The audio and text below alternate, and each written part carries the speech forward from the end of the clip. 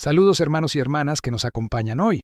Si realmente tienes fe en Dios, no olvides inscribirte en nuestro canal, dejar tu like en este video y comentar qué tema quieres que tratemos en nuestra próxima entrega. Tu participación es fundamental para que este mensaje llegue a más personas. Pocos lo saben, pero existe un versículo en la Biblia que revela algo impactante. Jesús descendió al infierno. Mientras su cuerpo yacía en el sepulcro, su alma caminaba entre prisiones espirituales, sombras eternas y regiones tan oscuras que ni siquiera los ángeles se atreven a pisar. Lo que hizo allí sacudió los fundamentos de la creación, y lo más impactante, esto tiene todo que ver con tu destino eterno. Durante siglos, estudiosos se han preguntado qué sucedió realmente entre el viernes de la muerte y el domingo de la resurrección. La Biblia habla de espíritus en prisión, de las partes más bajas de la tierra, de llaves del infierno. Pero, ¿qué significa todo esto? ¿A dónde fue exactamente Jesús? ¿Y por qué? La respuesta es mucho más profunda y urgente de lo que imaginas. Antes de comenzar, deja en los comentarios: Jesús venció al infierno por mí. Esto reafirmará tu fe y nos ayudará a llegar a más personas con este mensaje de esperanza. La muerte de Jesús. No un final, sino un principio. Jesús no fue empujado hacia la muerte. La atravesó de forma consciente y voluntaria, como quien sabe exactamente lo que habría del otro lado. Cuando Jesús declaró en voz alta: Padre, en tus manos encomiendo mi espíritu, no fue el final, fue el comienzo. Lo que parecía ser la derrota más humillante de la historia era, en realidad, la apertura de un nuevo camino en lo invisible. La cruz no era el punto final, era la puerta de entrada para una misión que el mundo natural jamás podría ver. En ese preciso instante en que el Cordero entregó su espíritu, el cielo reaccionó.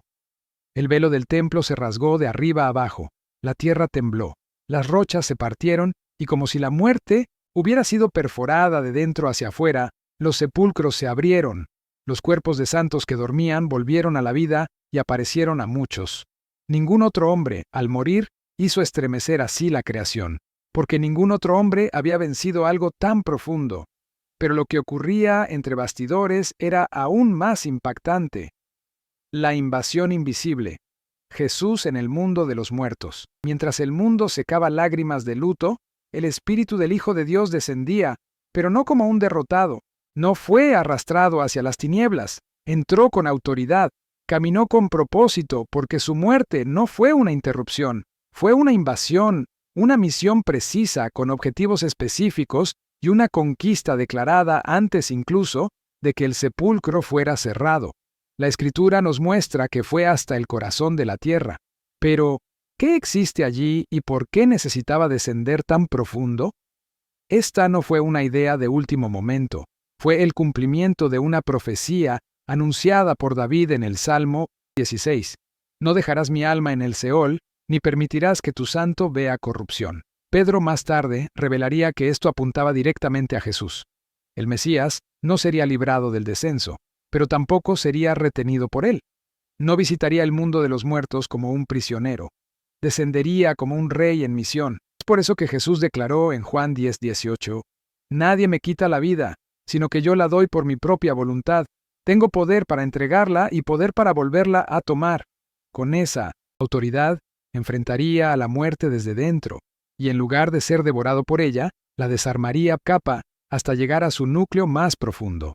La geografía del más allá, el Sheol. Lo que Jesús encontró allí abajo no se parecía a nada que ojos humanos pudieran imaginar. Era como atravesar los límites de la realidad, una inmersión en la estructura oculta del universo, donde el tiempo parecía suspendido y las almas en espera. La Biblia llama a este lugar Sheol, y es en este abismo espiritual donde Jesús pisa justo después de entregar su espíritu. Pero no entra a ciegas. Sabía a dónde iba. Conocía cada puerta, cada sombra, cada voz silenciada. Antes de la cruz, nadie subía directamente al cielo. Todos los muertos, justos o impíos, descendían al Sheol. Este mundo invisible no era solo un vacío, sino un territorio dividido. De un lado, consuelo, del otro, tormento. En medio, un abismo infranqueable. Jesús reveló esto con claridad en la parábola del rico y Lázaro. rico clama por alivio, pero del otro lado, Lázaro descansa en el llamado seno de Abraham. Dos destinos, una separación definitiva, un espacio donde el arrepentimiento ya no alcanza. Ahora imagina a Jesús caminando entre estas regiones. Imagina el silencio de los justos siendo quebrado por una presencia inesperada. Abraham, David, Moisés, Elías, todos estaban allí, no en sufrimiento, sino en espera. El Sheol para ellos era un refugio, sí, pero aún no era el cielo. Era como una antesala, un lugar donde la fe reposaba, pero la promesa aún no había llegado. Los que esperaban. Los justos en el seno de Abraham. Ellos no habían sido olvidados, estaban aguardando. La propia Escritura lo confirma. Hebreos capítulo 11 dice que todos estos murieron en la fe sin recibir la concretización de la promesa, porque Dios había provisto algo superior que solo sería completado con la venida de Cristo. Y ahora, allí, en medio del silencio, la promesa acababa de llegar. El Hijo de Dios estaba en el centro del mundo espiritual, y nada más sería como antes. Pero no todos lo veían como libertador. Del otro lado estaban los que habían despreciado la verdad. Allí, el Sheol se volvía amargo, oscuro, vivo pero sin esperanza. El rico de la parábola intenta negociar, intenta alertar a sus hermanos y oye la sentencia más temida. Hay un gran abismo entre nosotros y nadie puede pasar. Un lado en honor, el otro en agonía, pero ninguno de ellos esperaba lo que estaba a punto de suceder, porque lo que Jesús haría allí era apenas el comienzo, la operación rescate. Jesús en las partes más bajas de la tierra. La jornada de Jesús por lo invisible no fue una pausa en el plan, fue el corazón del mismo. Cuando el cielo parecía callado y la tierra de luto, Cristo descendía, pero no como un espíritu a la deriva. Iba como quien tiene mapa, propósito y autoridad sobre cada centímetro del abismo. Lo que para los hombres fue muerte, para el mundo espiritual fue invasión en línea recta. Una operación precisa, milenariamente anunciada, pero ignorada por quien solo ve con los ojos de la carne. El apóstol Pablo, escribiendo a los Efesios, lo dejó claro. Aquel que subió es también el que descendió a las partes más bajas de la tierra.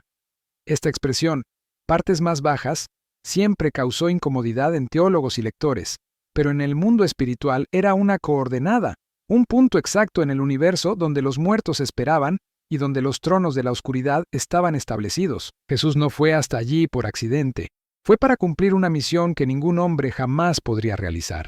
Allí, cada paso de Jesús resonaba como un terremoto silencioso. Espíritus ancestrales percibían que algo había cambiado. Aquel no era un ángel, no era un profeta, era el Hijo, pero no más el Hijo colgado en la cruz, sino el Rey vestido de gloria invisible, atravesando regiones que estaban bajo dominio de las tinieblas desde la caída del Edén. Los espíritus en prisión, el juicio proclamado. Su viaje no era contemplativo, era ofensivo, no observaba, avanzaba, y en cada capa las sombras reconocían una presencia que no podían contener.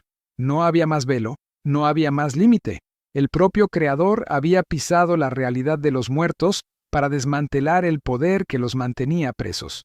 Pero esta misión aún tenía un punto crítico, porque en las regiones más profundas, más allá del consuelo y del tormento humano, había algo diferente. Una prisión más antigua, un silencio más pesado, un grupo que no estaba formado por hombres. No todos los que estaban en las profundidades aguardaban redención.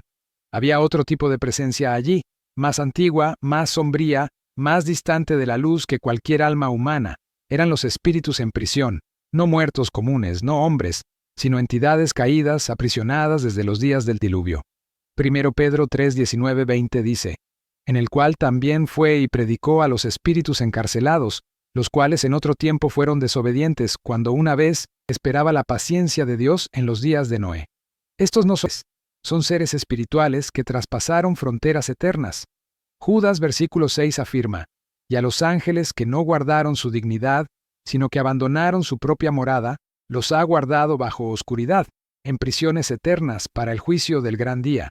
Y en 2 Pedro 2:4 leemos, Dios no perdonó a los ángeles que pecaron, sino que los arrojó al abismo y los entregó a prisiones de oscuridad reservados para el juicio.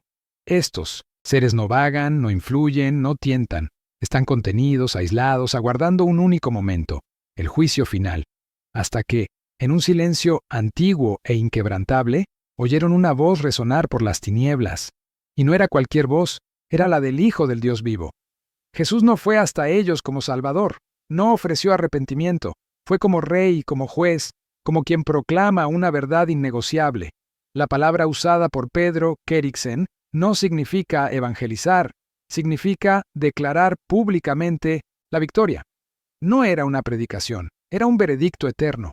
La rebelión que intentaron provocar en los días de Noé estaba sellada. El plan de corromper a la humanidad fracasó. La cruz que imaginaron ser una trampa fue, en realidad, la llave de la conquista. Ante ellos ahora estaba el Cordero que venció, el Cristo resucitado en espíritu, aquel que descendió para proclamar que todo dominio fue quebrantado, el éxodo invisible, la liberación de los justos, mientras estos espíritus oían la sentencia. En otro lugar del Sheol, una multitud silenciosa esperaba, justos de todas las eras, con los ojos vueltos hacia la promesa, y lo que sucedería con ellos cambiaría el destino de la eternidad. Durante siglos esperaron, hombres y mujeres de fe, profetas, patriarcas, reyes y siervos, todos los que murieron confiando en Dios pero sin ver la promesa cumplirse en vida. La Biblia es clara sobre esto. Hebreos 11:39-40 dice, y todos estos, aunque recibieron buen testimonio mediante la fe, no recibieron lo prometido, proveyendo Dios alguna cosa mejor para nosotros, para que no fuesen ellos perfeccionados aparte de nosotros. Ellos no estaban en el cielo, todavía no.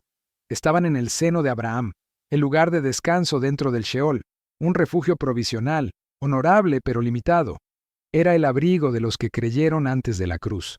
Allí estaban Abraham, Isaac, Jacob, José, Moisés, Ruth, David, Elías, Esther, Daniel y tantos otros hombres y mujeres que anduvieron por fe, guiados por sombras de aquello que ahora estaba ante ellos, el propio Cristo.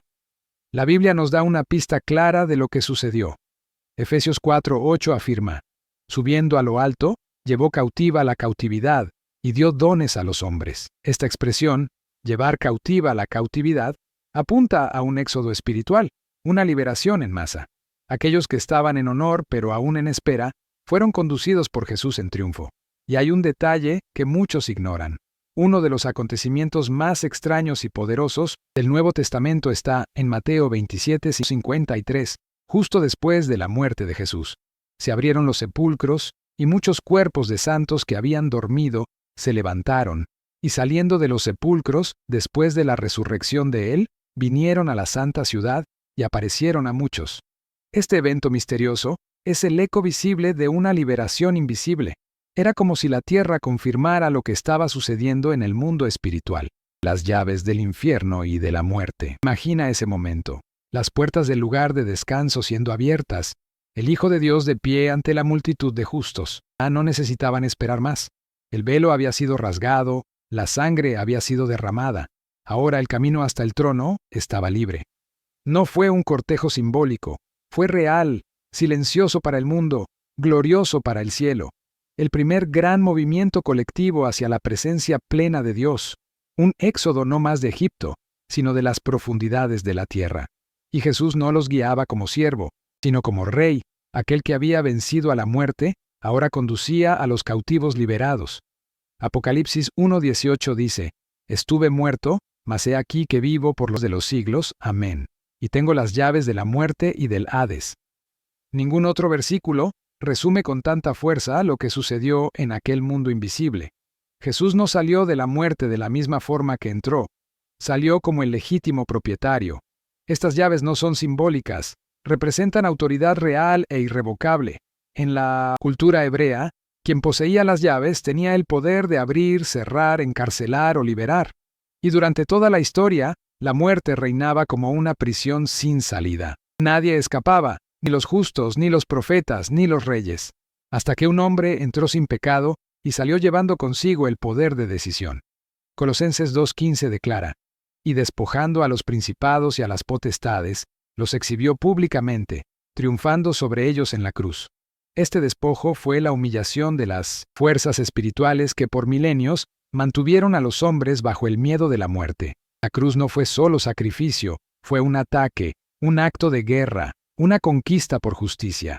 Hebreos 2:14-15 confirma, para destruir por medio de la muerte al que tenía el imperio de la muerte, esto es, al diablo, y librar a todos los que por el temor de la muerte estaban durante toda la vida sujetos a servidumbre. La base del dominio de las tinieblas había sido aplastada desde dentro.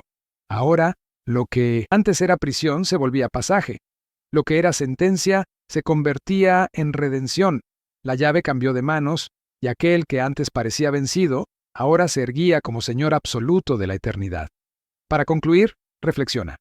Durante 3 días el cielo quedó en silencio, pero no era un silencio de ausencia, era un silencio de victoria siendo afirmada, de cadenas siendo quebradas, de reinos espirituales siendo sacudidos. La cruz no fue el fin, el sepulcro no fue el límite, el silencio fue el sonido de la eternidad reorganizándose. Mientras los hombres lloraban, Jesús caminaba por territorios donde nadie jamás pisó. Enfrentó a la muerte en el corazón de su dominio. Proclamó el juicio a los rebeldes del pasado. Liberó a los justos que aguardaban desde milenios. Tomó las llaves y presentó la sangre que reconciliaría el cielo y la tierra. Él venció por completo, y lo hizo por mí, por ti. Pero la pregunta ahora es, ¿estás viviendo como quien entiende esta victoria, o aún vives encadenado por miedos, pecados, voces antiguas? El velo fue rasgado, las puertas fueron abiertas, no hay más cadenas para quien está en Cristo. Si este mensaje habló a tu corazón, dale like a este video ahora mismo. Comenta aquí abajo, yo creo en el Cristo que venció al infierno por mí. Comparte con alguien que necesita saber que la muerte ya no es el fin. Suscríbete a nuestro canal para que más contenidos como este toquen otras vidas con la misma intensidad que tocó la tuya. Y no olvides decirnos qué tema quieres ver en nuestro próximo video. Porque donde parecía haber fin, comenzó la eternidad, y donde había tinieblas, Cristo encendió la luz que jamás se apagará. Hasta nuestro próximo encuentro. Que la paz y la victoria de Cristo estén contigo.